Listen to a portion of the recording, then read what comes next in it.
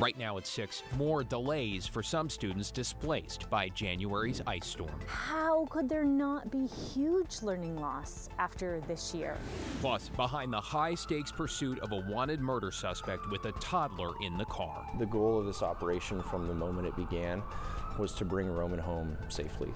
Then, what you need to know now if you want to vote in key races in the Oregon primary. And later, and it was just so magical, I was speechless. The close encounter with a deep-sea creature that wasn't the least bit shy.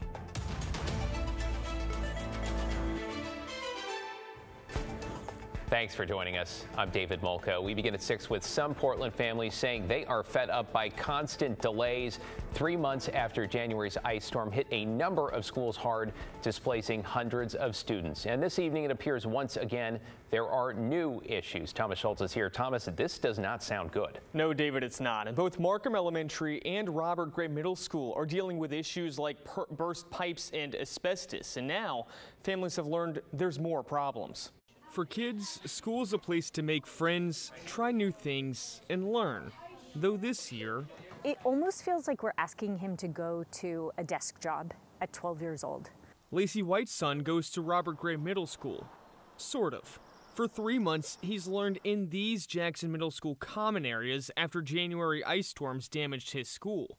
It's a lot of sit at your desk, do worksheet work, do computer work. And workspaces were supposed to improve months ago with the addition of portable classrooms, though there's been hiccups.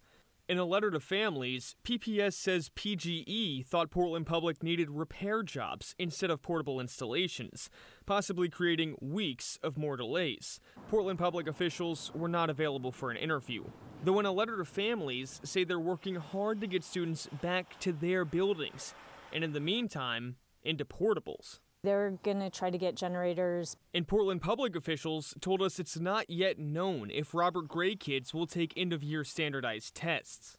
I think it's important to see where are our kids from a learning perspective at the end of this year. Now White may pull her son from Portland Public, a decision some Markham Elementary parents already made. It wasn't working. Rob Crow moved his daughter before news Markham won't be ready next fall. Since January, Markham kids have been dispersed across elementary schools. We didn't feel like she was learning and doing as well. And next year, Markham will take Robert Gray's place at Jackson. I think it's probably the best option we could hope for. Though not the best option for Crow's family. And delays further parents' worries. School this year hasn't been what it should be. We pay a lot in taxes as Portland residents. We expect the education our kids deserve, and they weren't getting it. How could there not be huge learning loss after this year? And we're talking about students here who missed close to 2 months of school after a November teacher strike and ice storms, which caused these schools to shut down for much of January. David? Yeah, the fallout continues from 1 week of storms. Thank you, Thomas. In your headlines, police are looking for the robbers they say held up 2 people at gunpoint in a North Portland park. Police say the victims were approached Wednesday night around 10 at Pier Park by more than one suspect. Then one of those suspects fired a shot. Authorities say the robbers stole personal property, including phones, and the victims had to go to a store to call for help. No one was hurt, and so far, no word on any arrests. In southern Oregon, Medford police say they have wrapped up their investigation into a nurse accused of replacing patient medications with tap water with what appears to be, in some cases, fatal consequences. The DA there is now deciding whether to file charges. It's not clear how many patients at Asante Rogue Regional Medical Center may have been affected by the switch, which experts say could easily result in infections.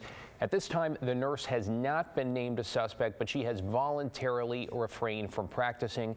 Meanwhile, the family of a patient who died at the hospital has filed an $11 million wrongful death lawsuit against Asante. To a rescue at sea where a 65-year-old passenger who fell and was injured on a Holland America cruise ship had to be airlifted by the Coast Guard. This was about 175 miles west of Tillamook. Those involved here calling it a very difficult maneuver. There was a lot of turbulence coming off of the ship and a lot of downwash from the ship's exhaust stack.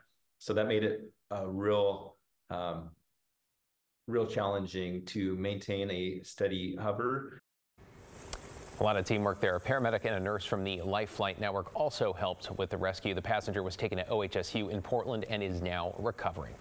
And we are getting our first look at the return of the original PDX teal carpet in the new terminal. Workers just wrapped up installing 1,000 square feet of the iconic 1988 design on the mezzanine level. This will be a seating area before security, the ideal spot perhaps to snap that shoe selfie when you're passing through. The airport says an additional 5,000 square feet will go in next year in post-security areas during phase 2 of construction. And they've also promised a few surprises. The renovated main terminal is now set to open in August. Matt? Thanks, David. I kind of been glued to this sky cam all afternoon because it's just so beautiful out in the Dalles with that clear blue sky, nearly clear. 62, it's windy, but we take that over what we've had west of the Cascades. Hey, at least we can see the bridge and the trees now from our Astoria column sky cam. Couldn't see anything about 20 minutes ago. 54 west winds and the rain has stopped for the moment up at Astoria, and you can see why. We'll zoom in on this in a minute on Doppler radar, but I want to focus on what's happening just east of I-5 in the Willamette Valley. Some pretty strong showers now, Canby and Points East, and then Salem and east of there. Some heavy rain out along Highway 20 and 22 as you head up into the Cascades. So it's been coming down pretty hard there. Haven't seen any lightning strikes, but these cells certainly capable of some good downpours and even potentially some small hail. So lots of showers out there, but the good news is for a Friday evening, they are diminishing and they will be ending as we go into the evening hours, and we should have dry weather tomorrow morning. Take advantage of that because much of the weekend we will be peppered with showers like we were today. They're going to increase Saturday afternoon. We'll get rain Saturday night, showers again on Sunday. But next week, middle and end of next week, right as we start the new month of May, looks like some warmer and drier weather on the way. David? Oh, looking forward to that. Thank you, Matt. We're learning new details this evening in the manhunt for a double murder suspect that ended with a shootout on I-5 near Eugene. Police say Elias Huizar was not only wanted for killing 2 people, but also for kidnapping his 1-year-old son. Blair Best is in the newsroom with more on how police say they approach this delicate and dangerous situation. Blair?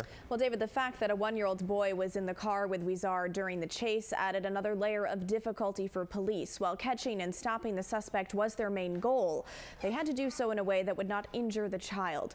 Dramatic video shows the moment Oregon State troopers rescued a 1-year-old boy after a manhunt for his father, Elias Huizar, ending along I-5 near Eugene.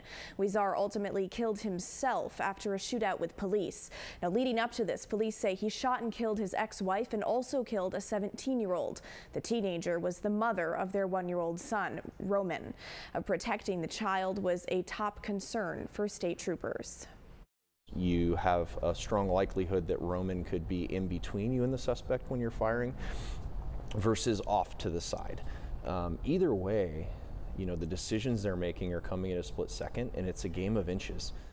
Now, during the shootout with police, Huizar fired first, and 2 out of the 3 state troopers shot back, including the superintendent, which police say is rare for a higher-up like that to be involved in this type of an incident. The chase ended once Huizar crashed his car and shot himself. Troopers then rescued the child, who did make it out unharmed. Now, the 3 troopers involved in the shootout are on administrative leave as the sheriff's office continues to investigate. KGW requested body and dash camera footage of the pursuit, and they tell us they aren't releasing it at this time due to the ongoing investigation. David? Just really glad that toddler is okay. Thank you, Blair.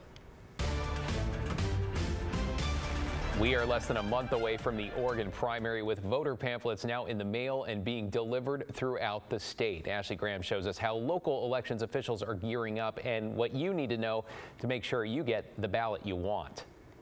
It's that time again. Voter pamphlets are being delivered right now throughout the state. May 21st is primary election day. So we know those are starting to hit mailboxes. Tim Scott is director of elections for Multnomah County. With the presidential primary and lots of local contests and measures, people are starting to get interested. The 2024 primary is packed. Presidential candidates are on the ballot. So are races for U.S. Representative, Multnomah County Commissioners, District Attorney, and Metro Council. But in order to vote in any of the partisan races, you need to be registered as a Republican or a Democrat.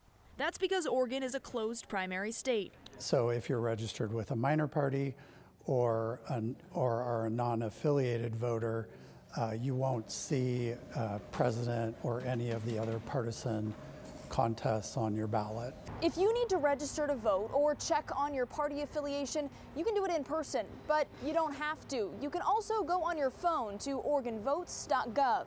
You have until midnight on next Tuesday to get that done. Scott says once you have your ballot in hand, it's too late to make any changes.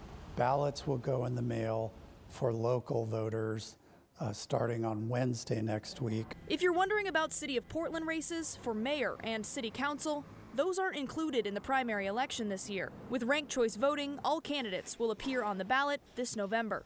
Ashley Grams, KGW News.